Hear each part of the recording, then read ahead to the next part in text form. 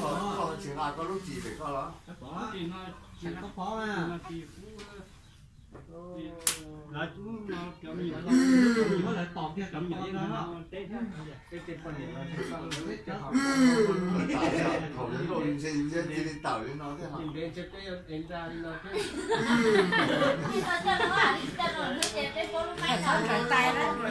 Khẩu vui lấy lo đó, giờ vui lấy lo cả lo cả vui tàu.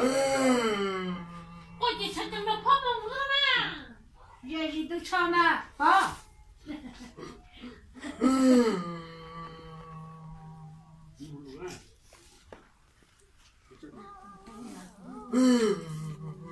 Đó sẽ không nên mà nên cái gì đâu. Phải mà có chỗ ý chí mua à? Thì một cái gì chỉ thôi hết mà. Không phải đại tiểu của tôi à. Chỉ luôn nói chọc nữa. Chúa năm một độc ác.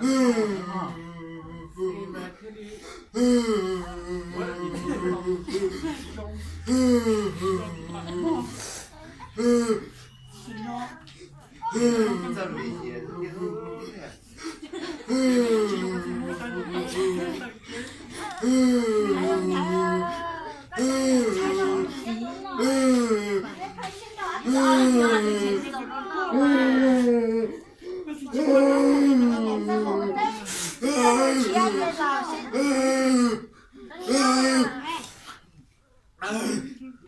Của đấy.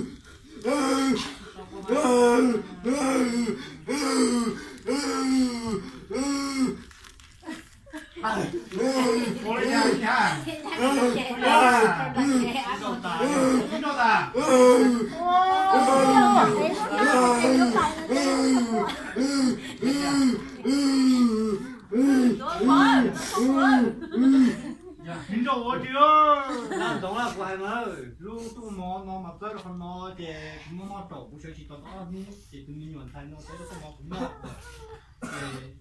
tôi đọc ca thì nó nó đùa phải có giòn Đó là bỏ hoài hả?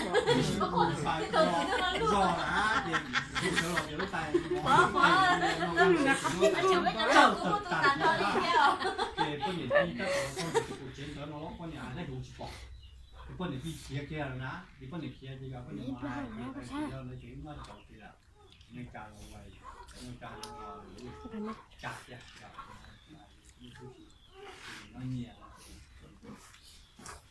có uống nhiều tài tờ thì cũng vậy, lúc tiêu tài thế nào, lúc tài mình thứ tài thứ nữa đó, có tài mình thứ tài mình thứ nọ kia, thứ tài mình thứ nọ kia. Trường tên lưu bên đây đó là Thằng nuôi cái gì đâu này hả? Thằng nuôi đâu? Này kia. Nó tung lên một cái u lá nó cái chậm nữa. Cũng chỉ ngã thế, cũng mua hảo xí, cũng chỉ mua là cũng chỉ chúa chả, muốn nhận gì chứ do, chỉ đâu tại sao tu xe kia gì đó họ cũng là. Chồng nó. Thôi chứ. Có không? Ngài tôi đây là gì? Con đồng khoai. tu xe Đi sư hùa cơ nó là tình cảm phải chỉ tôi yêu nu đồng xe mà nó có là sư dùa. Nó mà hay luôn Đi đâu nè, thả lên đi nó bên nó sẽ chìm. đây của sư khẩu đây cần đến đây là Nào nó coi nè em liền nó luôn. Con nhìn ra gì cũng ra, chỉ thông con nhìn nghe hô, nhiều con nhìn lúa, gì chế nó. Chứ mà cái chuyện âm mà cái chuyện âm cái mà đi cái gì cũng làm luôn nào nên mà thằng có gì mua cái cứ tao cứ chơi đi你问你要这把豆人肉也整么？ còn quay quay tu là chó nó chỉ bảo yêu tu chó nữa rồi用cái thịt nó chứ yêu chó rồi con muốn đọc tái chỉ đi có cái gì cái gì mà cái gì mà quay cái lô tài chứ họ giờ thì nó tiền đâu còn cái này cũng chỉ vậy con ông đi theo bây giờ chỉ mới phải quay áp bỏ ra áp bỏ ra không hiểu nè như đi cái kia cũng chỉ mua lót thấy bỏ nhau chứ à thế vô kia hoàn thấy ừ ta mà Đó, tiền nó chờ nữa Đó, đó. nhau nhau thì bỏ mà hai cái chỉ qua đi nữa mình xài cái kia có chỉ qua theo không sai mua đâu có gì có chỉ là nữa không đâu có gì mà giờ có mua này cái này cái kia nè cái kia cũng chỉ là kia cái từ nhà cứ bây giờ chúng à thế quá nó nó chứ mà phải nó sai nó chấm gì mà 같은가?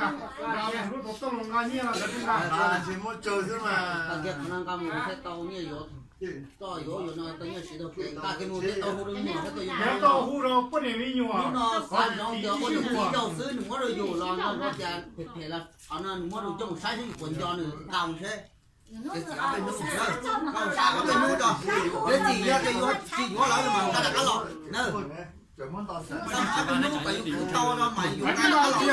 ai con á chỉ mua chấm nhục chỉ mua một con á có thị trường Nga thì có nhảy qua thì có thị trường có nhảy về Turkey nữa nó chưa ăn mua cái tôn giờ cái tôn giờ nhưng tao chỉ vô có chỉ một cái kia là nó có một cái gì nữa có dùng bộ là mình ngồi lo lên tim dùng gõ tay rồi cái ở trong đó nữa theo chân cái chân cái tay ho chịu cái chân cái bố đi áp bỏ kia nè chỉ một cái phong nữa có kia cái này đồ nó là kia có nữa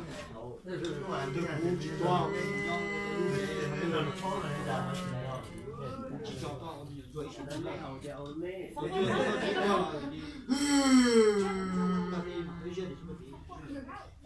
yêu cầu tu cái chứ mà bên nó sạch tàu thì nó tao sạch kia đến cái mũ nó để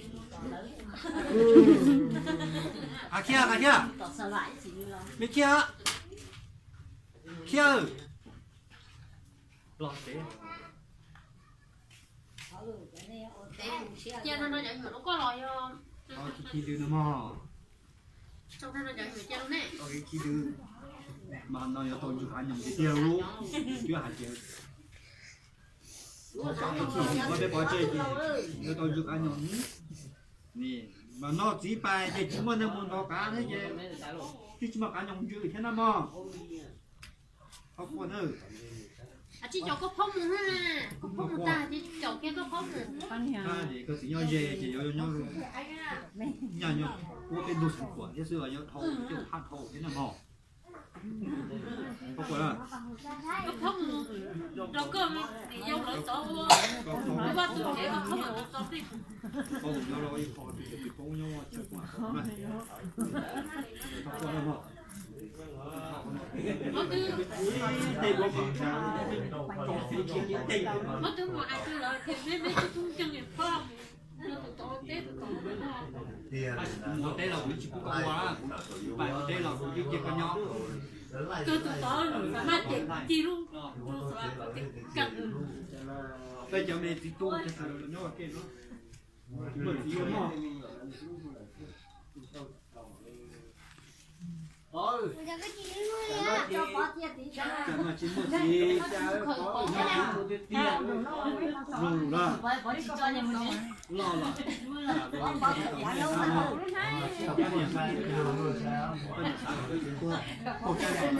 có đi về ăn à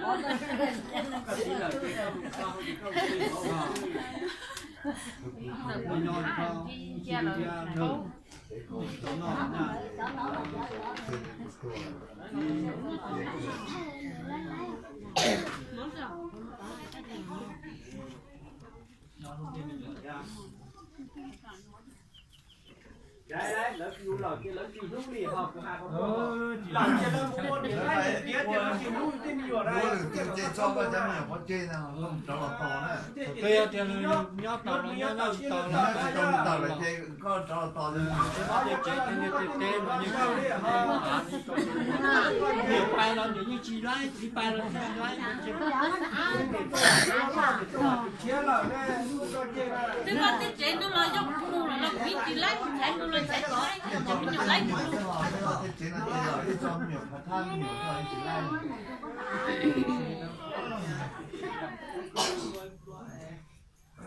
nó phải kia cái gì nó nửa coi chứ từng người tôi thì người tung tâm ở trên mở bên ngoài bài cái gì nó cho sao nó em đa lời nó mò Phải tôi xài gì đây? Phải xài lúc của đã khăn lò nó gì đâu? có bán gì cô sợ tôi lên đừng có chấm nữa không có cái gì lửa bắt ăn là cái gì nó cái chấm Bài mua lịch trà nó để tất cả sự kia thôi. Lo. Mua trà sự kia thôi. Nó kè là cái nó xưa mũi tôi rồi con cho cho rồi à. bênนู้นxã tàu chạy nó trâu thịt tia hả nhớ lại dân trâu đà na bài thịt tia họ đen đi cho con điểm trâu bây giờ chỉ năng bây giờ một chỉ tàu na Tia thì bảo đâu biết đâu tụi có ai cho tận ra cái chuyện gì cả. Có á thì có cái nước chả để nó mất cho cái chuyện mua cái nó cái lo lo rồi ra.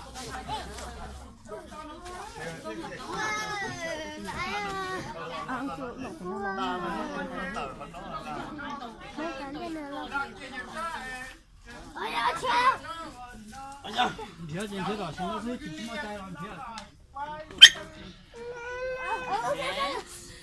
Nhớ đâu thế. Lúc ăn rồi về nhá, từ thế là ăn rồi về phải ha.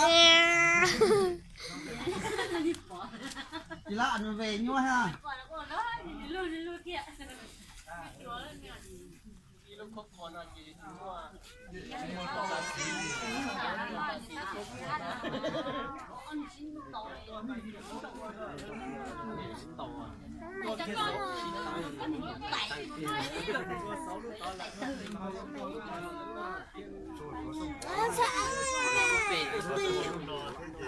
em đâu nó cũng nhắc cũng chỉ kiểu nhá chơi dầu dầu ăn uống cổ này cái chế lấy cho lúc cổ đằng đâu đấy đạp băng lại một kia chỉ xin nhảy bà này là mua lần đó chỉ cái bự này bà cho Hãy subscribe cho kênh Ghiền Mì Gõ để một sao rồi một sao một chiếc nhiều sao nữa là tờ lo đó không có gì thấy đâu mua đồ cơ đi có hay lắm à mua đồ cơ có cái đồ cơ mua đồ cơ đi à giờ có mình ta một trên này sao cho là cái lục mùi để lò đó đấy không để lò cái là kinh cái lò mình té là phải đây cái chuyện đó đây cái là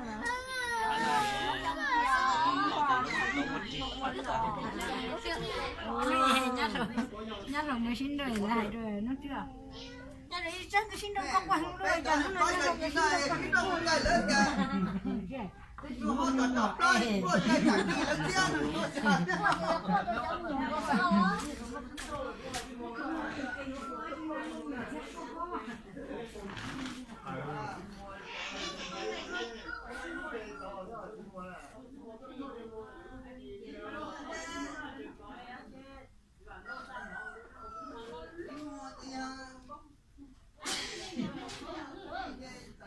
không phải là cổ chi nó chỉ to bên chi đó đi hả lo là mà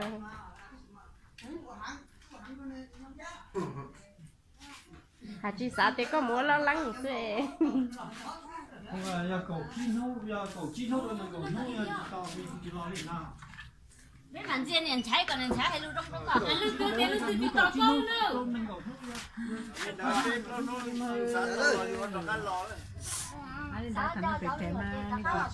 ở bên trên đó là chúa dù là thấy tôi liên tông này dù là ó lì tôi liên tông nữa vô sẽ chủ hết mà chỉ lo sai bữa này còn có bài bài thứ thứ ngày thứ đó lò đó cho chỉ một câu chuyện dùng để chơi cũng là việc gì à ơi ơi cho luôn nè mà luôn là cái chỉ một lời chỉ dùng chỉ là mình nhỏ nè cái mua cái dùng chân này nhỏ chỉ nhỏ chỉ phải ôm chui à chỉ mua thế mà nè mua chân nó mình nhỏ đâu tôi lại cái này